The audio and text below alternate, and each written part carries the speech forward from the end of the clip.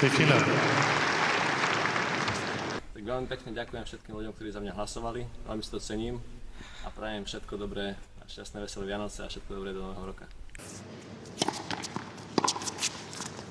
Tak najkrajšie momenty boli asi to víťazstvo v Trnave, vlastne kategórie Futures.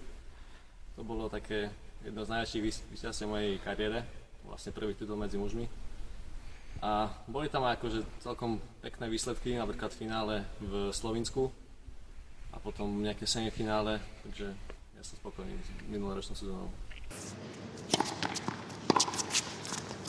Boli sme 2 týždne v Tatrách na konečnom sústredení, no a teraz vlastne máme tenisovú prípravu, vlastne teraz týždeň trénujem. Medzi sviatkami to bude také ťažšie, náročnejšie vlastne, lebo idem do Košíc, takže nejak to musím spojiť, sklbiť vlastne aj kondičné, sa musím pripravovať aj tenisovo, takže bude to také náročnejšie.